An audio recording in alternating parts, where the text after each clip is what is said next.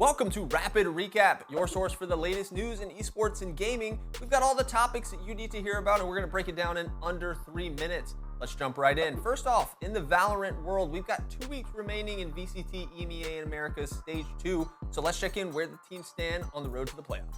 The Sentinels sit firmly atop Group Alpha with an undefeated record and 2 fairly easy matchups remaining in EG and 2G. C9 and G2 are both sitting at 2-1, which sets up for a potentially very exciting 3-1 matchup in the final matchup of this one. Group Omega has been a much closer affair. We've got a 3-way tie at the top, 100T in the lead by map count, but NRG and Crew are both sitting at 2-1 as well. MIBR down at the bottom has a must-win match coming up against NRG if they want to stay in playoff contention. The downfall of this roster post-qualifying for Toronto has been historic and borderline depressing.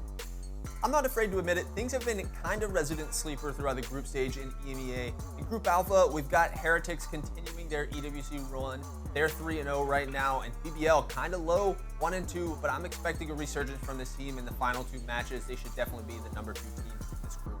In Group Omega, we've got TL and Fnatic both at 3-0 and set for a big head-to-head matchup to decide the top of the group. On Friday, TL had a brief scare from their match against Apex and their estranged Toronto sub Penny, but the crisis was narrowly avoided.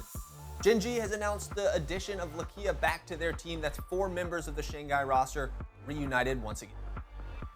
In the CDL world, we've got some Rostermania updates for you. Things are definitely ongoing and constantly updating. But what we've most recently heard, Ghosty and Abizi have announced their restricted free agent status.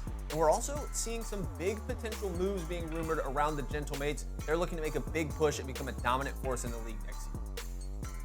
In protest of the terrible format for LTA and LEC this split, we will not be covering any early matches until elimination starts. The pick and play for LTA and the absence of G2 and Carmine Corp from the early rounds of the LEC has just unfortunately not resulted in any matches that we think were worth covering. For the LCK, we do have a big matchup, GenG versus T1. The top of the LCK will face off against each other on Thursday. Simple is back. We just saw the announcement that he would be joining BC Game Esports. We're going to get to see his debut on August the 10th. There's a lot of Simple fans in this office who are going to be watching and rooting him on. Class Bounty has just started. We've seen lots of matches, lots of competitive ones, lots of marathons as well. Team Liquid versus Ecstatic. It took TL quintuple overtime to get the victory over Ecstatic.